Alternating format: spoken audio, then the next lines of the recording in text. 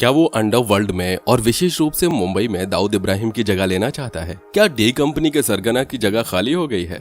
हाल ही के दिनों में जिस तरीके से लॉरेंस बिश्नोई गैंग की प्रेजेंस मुंबई में नजर आई है, उसकी वजह से लोगों ने इस तरह के सवाल खड़े करना शुरू कर दिया है। उसका खौफ उसकी उम्र से ज्यादा है। उस पर दर्ज मुकदमों का नंबर उसे डराता नहीं है, बल्कि ये संख्या उन लोगों को डराती है जिनको वो डराना चाहता है और उनसे अपना उल्लू सीधा करना चाहता है। इसे आप उसका दुस्साहस कहेंगे या फिर हमारे जुडिशियल सिस्टम का रिजल्ट? ये तो इस वीडियो को आखिरी तक देखने के बाद आप तय कर लीजिएगा। लेकिन हम आज जो इन्फॉर्मेशन आपके लिए लेकर आए हैं, डेफिनेटली वो आपको हैरान कर देगी, क्योंकि हम बात कर रहे हैं उस गैंगस्टर की जिसका कद उसकी उम्र से बड़ा है, लॉरेंस बिश्नोई, जिसका नाम सुनकर सलमान खान को भी सांप सूंघ जाता है। उसने सलमान खान की हत्या का ऐलान सरेआम कर दिया, और केवल ऐलान ही नहीं किया बल्कि उसके लड़कों ने सलमान खान की हत्या के लिए कई बार कोशिश भी की। ये घटना 14 अप्रैल साल 2024 के सुबह की है, जब लॉरेंस बिश्नोई के लड़कों ने सीधे सीधे सलमान खान के घर पर फायरिंग कर दी।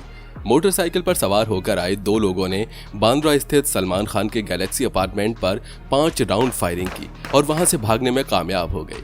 ये फायरिंग उसकी हत्या करने के इरादे से नहीं की गई थी, बल्कि उसे चेतावनी देने के इरादे से की गई थी, क्योंकि इसके बाद बाकायदा सोशल मीडिया पर एक मैसेज जारी किया गया और इस पूरी फायरिंग की जिम्मेदारी ली गई। और हमें यह कहने की जरूरत नहीं है कि फायरिंग की यह जिम्मेदारी लॉरेंस बिश्नोई गैंग ने ली। मीडिया रिपोर्ट्स की माने तो बिहार के चंपारण के रहने वाले दोनों हमलावर पुलिस की गिरफ्त में है। पुलिस ने विकी गुप्ता और सागर पाल नाम के इन दोनों आरोपियों को गुजरात के कच्छ से गिरफ्तार किया। सलमान खान के घर पर फायरिंग करने से पहले इन्होंने 3 बार उसके घर की रैकी की थी।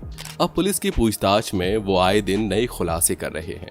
अब अगर आपके दिमाग में ये सवाल उठ रहा है कि आखिर लॉरेंस बिश्नोई की सलमान खान से क्या दुश्मनी है, तो चलिए आपको इस सवाल का भी जवाब दे देते हैं। लेकिन हमारे जिन साथियों ने अभी तक इस चैनल को सब्सक्राइब नहीं किया है, उनसे अनुरोध है कि इस चैनल को सब्सक्राइब करके नोटिफिकेशन बेल को जरूर ऑन कर दें, ताकि उनका और हमारा ये कनेक्शन आगे भी कंटिन्यू बना रहे। यूं तो लॉरेंस बिश्नोई का नाम अपराध की दुनिया में पहले से चल रहा था, लेकिन साल 2018 में बेंगलुरु से संपत नेहरा को गिरफ्तार किया गया। संपत नेहरा ने जब इस बात का खुलासा किया कि उसको तो सलमान खान को खत्म करने के लिए भेजा गया था, तो लोगों के होश उड़ गए। इसके साथ ही उसने जब लॉरेंस बिश्नोई का नाम लिया, तब लोगों को वो धमकी याद आई जो लॉरेंस बिश्नोई ने कभी सलमान खान को दी थी। ये मामला शुरू होता है साल 1998 के अक्टूबर महीने से, जब जोधपुर के नजदीक कंकाड़ी गांव में सलमान खान अपने पूरे क्रू के साथ फिल्म हम साथ साथ हैं की शूटिंग कर रहे थे। इसी दौरान उनके ऊपर 2 काले हिरन के शिकार करने का आरोप लगा था। आपको बता दें कि इस क्षेत्र में बिश्नोई समाज काले हिरन को अपनी तरफ से संरक्षण देता है। काले हिरणों के साथ बिश्नोई समाज की धार्मिक भावनाएं भी जुड़ी हुई हैं। उनकी तरफ बुरी नजर डालने वाले को ये समाज दुश्मन की नजर से देखता है। फिर तो सलमान खान पर इन काले हिरणों का शिकार करने का आरोप लगा था। आपको बता दें कि बिश्नोई समाज मूल रूप से भगवान विष्णु के उपासक है। 15वीं शताब्दी में उनके गुरु जम्बेश्वर ने जब सभी लोगों को प्रकृति और वन्य प्राणियों के संरक्षण को लेकर 29 आदेश दिए थे, जिनका पालन ये हमेशा करते हैं। वो ये भी मानते हैं कि काला हिरन उनके गुरु जम्बेश्वर जी का ही पुनर्जन्म है और इन्हें जांबाजी के नाम से पुकारा जाता है। डेफिनेटली काले हिरन के शिकार को लेकर अब आप बिश्नोई समाज के गुस्से के कारण को समझ गए होंगे, लेकिन इस तरह उसने अपने समाज की धार्मिक भावनाओं को आहत होते हुए बचपन से ही देखा था। बिश्नोई समाज के लोग काले हिरन की रक्षा के लिए खुद अपनी जान देने के लिए तैयार रहते हैं। आपको बता दें कि लॉरेंस बिश्नोई का जन्म साल 1993 में हुआ था, यानी जिस समय यह घटना घटी उस समय लॉरेंस बिश्नोई बहुत छोटा था। इसीलिए उसके मन में सलमान खान को लेकर विशेष गुस्सा है। हालांकि काले हिरन के शिकार के इस मामले में सलमान खान का साथ देने और उन्हें प्रोवोक करने के लिए सोनाली बेंद्रे, तब्बू, नीलम और सैफ अली खान पर भी आरोप लगा था। इस मामले की सुनवाई जोधपुर की जिला अदालत में पूरे 20 सालों तक चलती रही। साल 2018 में जोधपुर की जिला अदालत ने सलमान खान को इस मामले में 5 साल की सजा सुनाई, जबकि बाकी के 6 आरोपियों को संदेह का लाभ देते हुए बरी कर दिया गया।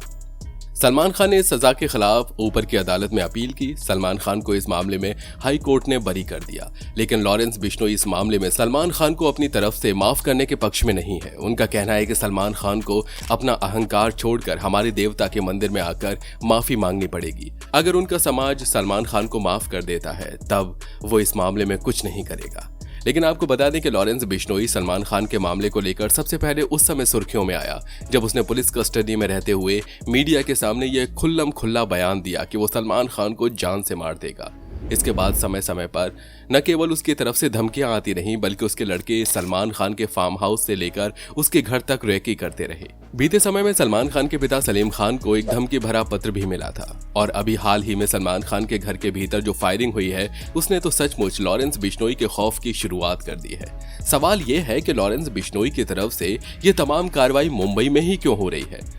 इस मामले में सिक्योरिटी एजेंसियों का कुछ और ही सोचना है। ये माना कि लॉरेंस बिश्नोई ने अपने रिलीजियस बिलीफ के चलते सलमान खान से काले हिरन के शिकार को लेकर बदला लेना चाहता है। ये भी माना जा सकता है कि सलमान खान के घर पर धमकी भरा पत्र भिजवाकर और फायरिंग करवाकर वो सलमान खान को इस बात का एहसास कराना चाहता है कि वो चाहे कितनी भी सिक्योरिटी में रह लें, लॉरेंस बिश्नोई जब चाहे उसे जान से मार सकता है। लेकिन सबसे इंपॉर्टेंट रीजन ये है कि कहीं ना कहीं मुंबई अंडरवर्ल्ड में दाऊद इब्राहिम की पकड़ कमजोर पड़ रही है। मुंबई बड़े बड़े व्यापारियों और पैसे वालों का शहर है।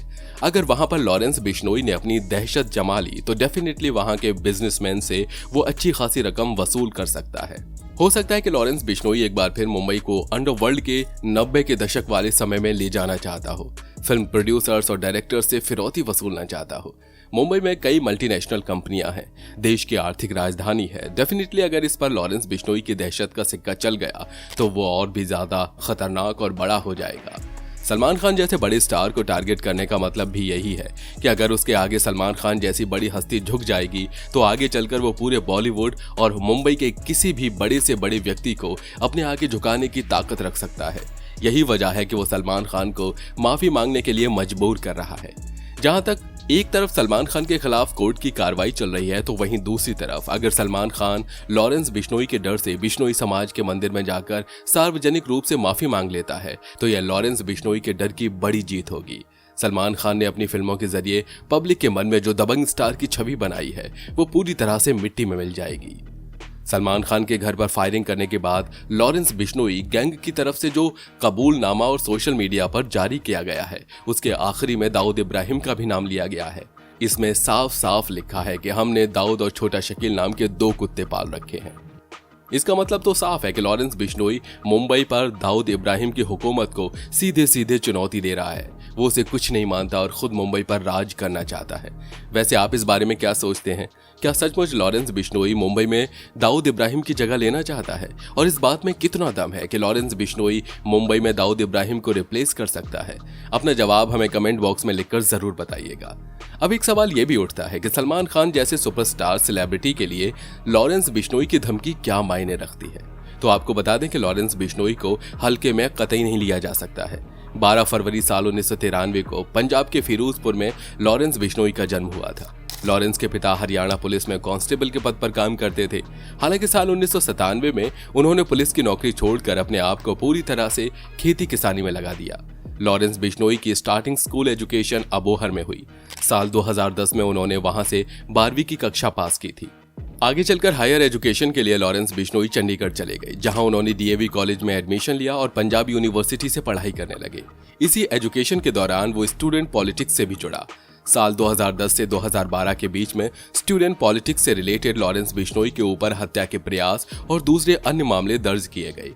लेकिन ये तो लॉरेंस बिश्नोई के क्राइम करियर की शुरुआत थी। चंडीगढ़ की छात्र राजनीति के दौरान स्टूडेंट यूनियन के चुनाव में लॉरेंस बिश्नोई का इंटरेस्ट बढ़ने लगा। इसी दौरान वो दूसरे आपराधिक गिरोह के संपर्क में आया और उस पर आपराधिक गतिविधि पर संकट होने का आरोप भी लगा। इस दौरान उस पर कुल 7 एफआईआर दर्ज हुई, जिनमें से 4 में उसे बरी कर दिया गया।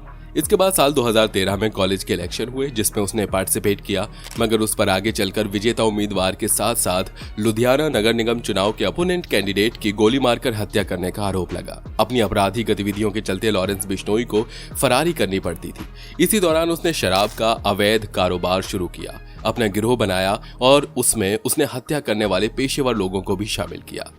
साल 2014 में लॉरेंस बिश्नोई की राजस्थान पुलिस के साथ सीधी टक्कर हुई। गोलीबारी होती रही।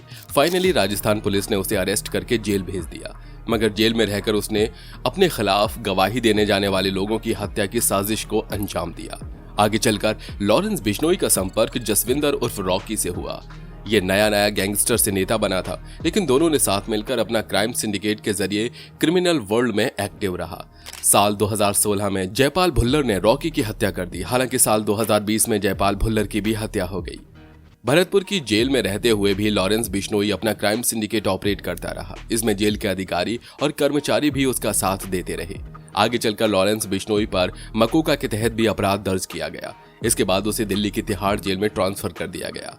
लेकिन इसके बावजूद भी लॉरेंस बिश्नोई का अपने साथियों से कांटेक्ट बना रहता है। अधिकारियों का कहना है कि जेल में रहकर उसने अपने लोगों से संपर्क साधने के लिए Lawrence Bishnoi voice over IP call का यूज करता है। फिलहाल नॉर्थ इंडिया के लगभग 5 राज्यों में लॉरेंस बिश्नोई का क्राइम सिंडिकेट एक्टिव है, जहां उसके इशारे पर 700 शूटर कुछ भी करने को तैयार रहते हैं। इतना ही नहीं, लॉरेंस बिश्नोई का कनेक्शन कनाडा और दूसरे देशों से भी है। कनाडा में गोल्डी बराड उसके सिंडिकेट का काम देखता है। लॉरेंस बिश्नोई ने कुछ ऐसे खतरनाक काम किए हैं जिसकी वजह से लोगों में उसका खौफ बना हुआ है। पंजाबी सिंगर सिद्धू मूसेवाला की हत्या में भी लॉरेंस बिश्नोई गैंग शामिल रहा है। गोल्डी बराड ने सिद्धू मूसेवाला की हत्या की जिम्मेदारी ली। 29 मई साल 2022 को पंजाब के मानसा में सिद्धू मूसेवाला जब अपनी थार जीप से जा रहे थे, उसी समय उनका पीछा कर रहे कुछ कार सवारों ने उन पर गोली चला दी, जिससे सिद्धू मूसेवाला इस दुनिया को छोड़कर चले गए। इस हत्याकांड ने केवल पंजाब ही नहीं बल्कि पूरे देश को हिलाकर रख दिया था। इस हत्याकांड की जिम्मेदारी लेते हुए गोल्डी बराड ने कहा था कि उसने और लॉरेंस बिश्नोई ने मिलकर इसकी प्लानिंग की थी। जबकि आपको बता दें कि जब यह हत्याकांड हुआ उस समय गोल्डी बराड कनाडा में बैठा हुआ था और लॉरेंस बिश्नोई तिहाड़ जेल में मौजूद था। इस मामले की जांच के लिए दिल्ली पुलिस की स्पेशल सेल ने लॉरेंस बिश्नोई को 5 दिन की कस्टडी में भी लिया था। सिद्धू मूसेवाला की हत्या के तत्काल बाद लॉरेंस बिश्नोई ने दिल्ली हाई कोर्ट में एक पिटीशन फाइल की और कहा कि उसे अपनी जान का खतरा है। उसने कहा कि पंजाब पुलिस उसका फर्जी एनकाउंटर कर सकती है। हालांकि आगे चलकर उन्होंने अपनी एप्लीकेशन दिल्ली हाई कोर्ट से वापस लेकर पंजाब हरियाणा हाई कोर्ट में लगा दी। 21 सितंबर साल 2023 को सुखदेव सिंह गिल उर्फ सूखा दूने की हत्या हो गई। ये खालिस्तान अलगाववादी रहा है और इसकी हत्या की जिम्मेदारी भी लॉरेंस बिश्नोई ने ली। 5 सितंबर साल 2023 को करणी सेना के राष्ट्रीय अध्यक्ष सुखदेव सिंह गोगामेडी जो अपने घर में बैठे हुए थे, उसी समय कुछ लोग उनसे मिलने के लिए आए, लेकिन ज्यादा बातचीत करने की बजाय उन्होंने अपनी पास से पिस्तौल निकाली और सुखदेव सिंह गोगामेडी की हत्या कर दी। इस हत्याकांड की जिम्मेदारी भी लॉरेंस बिश्नोई ने ली। लॉरेंस बिश्नोई गैंग के एक सदस्य रोहित गोदारा ने एक फेसबुक पोस्ट के जरिए इस मामले की जवाबदारी अपने ऊपर ली है। भगत सिंह को अपना आइडल मानने वाले लॉरेंस बिश्नोई गुरु जंबेश्वर और बजरंग बली का भक्त है। लॉरेंस बिश्नोई के बारे में इन्वेस्टिगेटिव एजेंसीज का कहना है कि उसके पास एक बड़ा ग्लोबल क्रिमिनल नेटवर्क है। वो अपने इस नेटवर्क के माध्यम से लगभग पूरे भारत में सक्रिय है। लॉरेंस बिश्नोई पंजाब और हरियाणा के हर छोटे बड़े गैंगस्टर की टच में रहता है। लॉरेंस बिश्नोई पर ED और NIA की जांच भी चल रही है। फिलहाल वो 2014 से ही जेल में बंद है। भले ही वो आज कॉलेज के एंग्री यंग मैन से क्राइम वर्ल्ड के क्रिमिनल में कन्वर्ट हो चुका हो, लेकिन उसे इंटेरोगेट करने वाले एक पुलिसकर्मी के हवाले उसे इंडियन एक्सप्रेस का कहना है कि लॉरेंस बिश्नोई को हमेशा से ही अपने सीनियर्स के साथ रहना पसंद था। वो हमेशा सही अपनी लाइफ में कुछ बड़ा करना चाहता था। आपको बता दें कि साल 2015 में लॉरेंस बिश्नोई पुलिस की कस्टडी से भाग गया था, लेकिन बाद में उसे दोबारा पकड़ लिया गया। ये तो कुछ ऐसे मामले हैं जिन्होंने लॉरेंस बिश्नोई को सुर्खियों में ला दिया, लेकिन लॉरेंस बिश्नोई का सिंडिकेट क्राइम की दुनिया में अपनी जड़ें जमा चुका है। इस पर दर्ज मुकदमों की सूची लंबी है, लेकिन इन तमाम घटनाक्रम से ये तो समझ में आता है कि लॉरेंस बिश्नोई को हल्के में लेना और उसकी धमकी को नजरअंदाज कर देना उसके शिकार के लिए भारी पड़ सकता है।